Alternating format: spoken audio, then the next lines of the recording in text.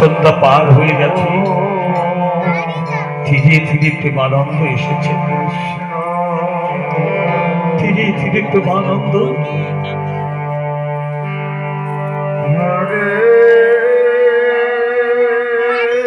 সুধাময়ী সুধাময়ী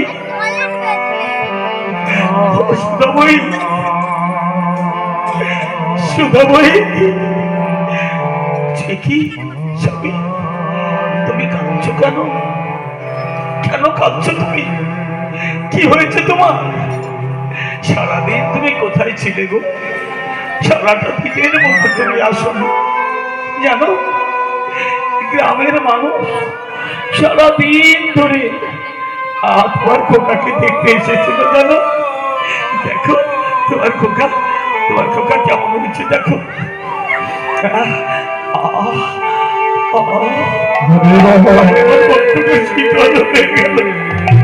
আমি পিতা হয়ে গেছি, আমি পিতা হয়ে, আমি বাবা হয়েছি।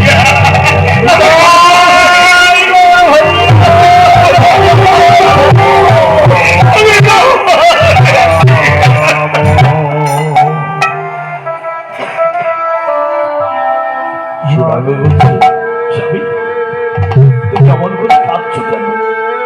কি হয়েছে তোমার? তুমি সত্যি করে বলো না, বলো না সত্যি করে তোমার কি হচ্ছে।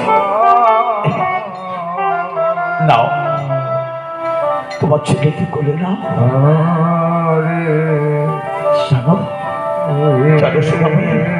আনন্দ আনন্দ, এত আনন্দ আমি সইতে পারছি না জানো। তাই আনন্দে আমার চোখে এমনিতে জল এসে যাচ্ছে জানো। স্বয়ং গোবিন্দ আমার ডাক শুনেছে, আমাদের মনের আশা পূর্ণ করেছে। এ কি কম আনন্দের কথা। আরো কি জানো, সোনাময়ী বলছে, আচ্ছা তুমি সারাদিন কেন আসো? আমি সেই সকাল থেকে শুধু পথের দিকে তাকিয়ে আছি, কখন নাকি আমার খোকার বাবা আসবে। এসেছিলাম তো জানো, আমি সকালে এসেছিলাম, কিন্তু আমি তো ঘরে ঢুকতে পারিনি। অনেক মানুষ, তারা সকলে কত আশা নিয়ে এসেছে আমাদের ছেলেকে দেখবে। আমরা তো আছি, সারা জীবন থাকবো। তাই আমি গুরুদেবের কাছে গিয়েছিলাম জানো। সবাই বলছে, কি বললে? গুরুদেবের কাছে গিয়েছিলে? খুব ভালো হয়েছে, গুরুদেবকে সংবাদটা দিয়েছ? হ্যাঁ দিয়েছি সুধাময়ী, গুরুদেবকে সংবাদ দিয়েছি। গুরুদেব খুব আনন্দ পেয়েছে। আরো কি বলেছে জানো, আমাদের ছেলে কৃষ্ণ ভক্ত হবে, গোবিন্দের সেবায় লাগবে। বলতো এমন আনন্দ, এমন কথা শুনবার পরে কোন পিতা মাতার নয়নে জল না আসতে পারে। সুধাময়ী বলছে, সারাদিন ধরে তুমি কোথাও জায়গায় ঘুরেছ, একটু বসো এখানে, একটু বসে আমরা দুজনে কথা বলি। তাই প্রেমানন্দ আর সুধাময়ী দুজনে বসবার পরে সুধাময়ী বলছে, আচ্ছা আমাদের ছেলের নাম কি রাখবে গো? কতজন সে জিজ্ঞাসা করছে। এই সুধাময়ী, তোর ছেলের কি নাম রেখেছিস? তুমি তো বাড়ি নেই, তাই আমি কি করে নাম রাখবো বলো? আচ্ছা আমাদের ছেলের নাম কি রাখা যায় বলো না? হ্যাঁ, আমাদের তো এখনো অনেক দায়িত্ব, প্রথম এই দায়িত্ব ওর একটা নাম রাখা। আমাদের এত দুঃখের মাঝে, এত কষ্ট, এত দুঃখের মাঝে যখন এসেছি, আমি ওর নাম রাখবো দুঃখী। ওর আমি নাম রাখলাম দুঃখী। আর ওকে কে পাঠিয়েছে জানো? সুধাময়ী, আমি এই গোবিন্দ মন্দিরে মানত করেছিলাম ওই ব্রাহ্মণ মুখপালা, তাই স্বয়ং গোবিন্দ, স্বয়ং কৃষ্ণ সেই পাঠিয়ে, তাই ওর নাম হচ্ছে দুঃখী কৃষ্ণ। আর আমরা তো দাস, আমরা বলছি, তাই আজ থেকে আজ আমি ওর নাম রাখছি দুঃখী কৃষ্ণ দাস। খুব সুন্দর মিলিয়েছে। সত্যি তুমি খুব সুন্দর নাম রেখেছো। বলছি, হ্যাঁ হ্যাঁ, আরেকটি কথা বলবো। জানো সুদাময়ী, আমি ব্রাহ্মণ পাড়ার মন্দিরে আমি কথা দিয়েছিলাম। আমি কি মানত করেছি জানো? আমার ছেলেটি যখন 5 বছর বয়স হবে, তখন আমাদের ছেলেকে আমরা ওই গোবিন্দ মন্দিরে দান করে দেব। ও তো কৃষ্ণ ভক্ত, তাই কৃষ্ণের চরণে ওকে পৌঁছে দেব। ও গোবিন্দের সেবা করবে, গোবিন্দের সেবার রাখবে, খুব ভালো হবে, তাই না? হ্যাঁ গো, তুমি যখন বলছো সে তো খুব ভালো হবে। প্রেমানন্দ বলছো, সুদাময়ী, আজকের এই কথাটা তুমি মনে রাখবে। বলা তো যায় না, আমার তো অনেক বয়স হয়েছে, কখন কি হয়ে যায়, তাই অন্তত এই কথাটা তুমি জেনে রেখো। 5 বছর বয়স হয়ে গেলে ওকে অন্তত মন্দিরে তুমি দান করে দিয়ে এসো। সুদাময়ী বলছে, আচ্ছা তুমি এমন কুলক্ষণের কথা কেন বলছো গো? তুমি এত কুলক্ষণের কথা কেন বলছো? সবে আজ আমাদের ছেলে হয়েছে, আজ আমাদের কত দায়িত্ব, তোমার উপর কত দায়িত্ব এসে পড়েছে। এতদিন আমাদের দুজনার সংসার ছিল, এখন থেকে আমরা 3 জন হয়েছি। তুমি ছেলের বাবা হয়েছ, তোমার ছেলের খাবার কিনতে হবে, দুধ কিনতে হবে, তারপরে ছেলের জামা কাপড় কিনতে, জামা প্যান্ট কিনতে হবে, ছেলেকে বড় করতে হবে, তাকে মানুষের মতো মানুষ করতে হবে। তোমার কত দায়িত্ব, আর তুমি এখনই এই ধরনের কথা কেন বলছো? এমন কোন কথা বলছো কেন? সুদাময়ী, আমার তো অনেক দায়িত্ব আছে, কিন্তু তারই মাঝে কখন কি হয়ে যায় তো বলা যায় না, তাই তোমাকে জানিয়ে রাখছি। সে দাঁড়িয়ে বলছে, চাকরি জানো, সারাদিন ধরে না কত মানুষ এসেছে, আমি একটু বিশ্রাম করতে পারিনি, সারাদিন ওখানে বসেছিলাম, আমি খুব ক্লান্ত হয়ে গেছি গো। তুমি একটু বসো না, আমি তোমার কোলের উপর একটু মাথা রেখে আমি একটু ঘুমিয়ে নিই। শিখব তুমি আমার পায়ের এখানে মাথা রেখেছ। তাই দুঃখীকে করে নিয়েছে, আর সুদাময়ীকে তার পায়ের উপর শুয়েছে। সুদাময়ী স্বামীর কোলে মাথা রেখেছে, নিশ্চিন্তে সুদাময়ীর ঘুম এসে গেছে।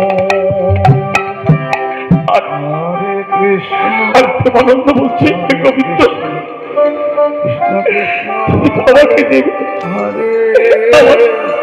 আমার দুঃখকে বাঁচিয়ে রেখো, আমার সুদাময়ীকে তুমি বাঁচিয়ে রেখো। আমার সুদাময়ী বেঁচে থাকলে আমার সন্তান বাঁচবে, আমার সুদাময়ী বাঁচলে আমার দুঃখী বাঁচবে। তুমি আমার নাও, আমি আমার চাই, তুমি আমায় নাও, আমার সুদাময়ীকে তুমি বাঁচিয়ে রাখো, আমার সুদাময়ীকে দিও না, তুমি আমায় নাও, তুমি আমায় নাও।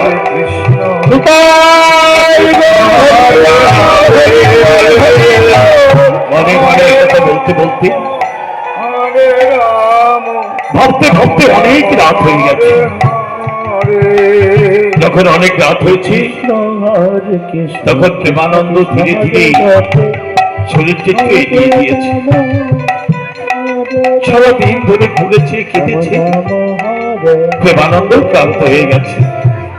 তাই ছেলেটিকে বুকের উপর রেখে প্রেমানন্দ শুয়ে পড়েছে। একটুখানি ঘুমের ভাব এসেছে, এরই মাঝে ছেলেটি কেঁদে উঠেছে। ছেলেটি যখন কেঁদে উঠেছে, সুদাময়ী ঘুম ভেঙে গেছে। ঘুম ভেঙে বলছে, দেখো তো ছেলেটিকে একটুখানি রেখেছি, আর অন্য ছেলেটিকে বুকের উপর নিয়ে ঘুমিয়ে পড়েছে। এই কাঁদিস না, আয় বাবা, আয় আয়, তোর বাবা।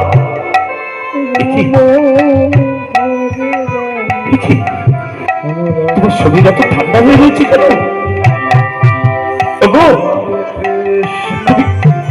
তুমি এমন করে শুয়ে আছো কেন?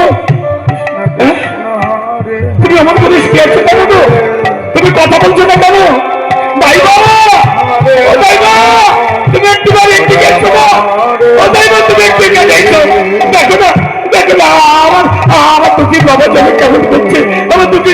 কি হয়েছে একটা কথা বলছে না আমার দুঃখের বাবা।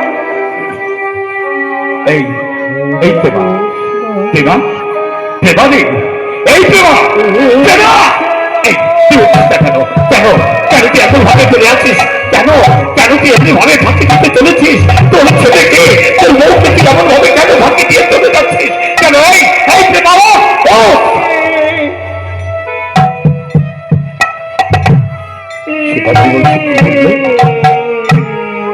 কি বললে তাই মা? তুমি কি দেখলে বলো তো?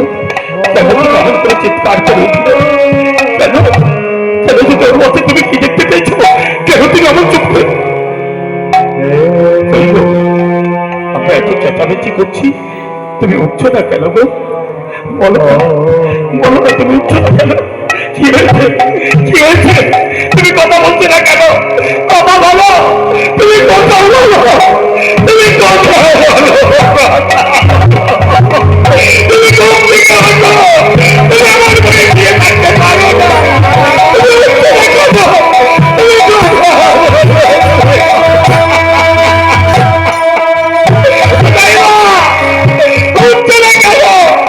তুমি দেখো না আমার দিকে, তুমি আমার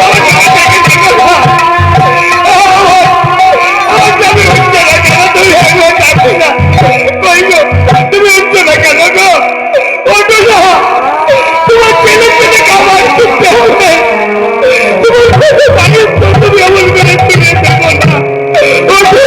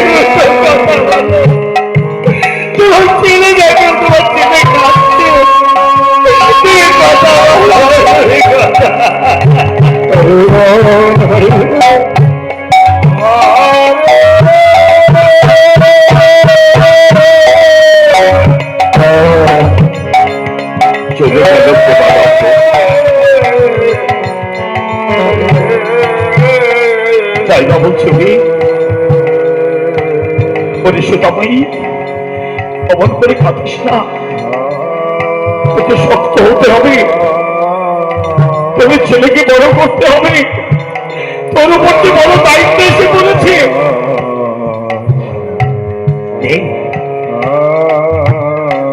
তোকে শক্ত হাতে হাত ধরতে হবে, তুই অমন করে ভেঙে পড়িস না। সুদামি বলছে তাই, আমি যে কিচ্ছু বুঝি না, আমি যে কোনো দেখতে পাওয়া যাই, আমাদের অভাবের সঞ্চার থাকলেও আমাকে বলতো আমাদের মতো দেখেছে জানো, আমাকে কিছু বুঝতে যায়নি জানো।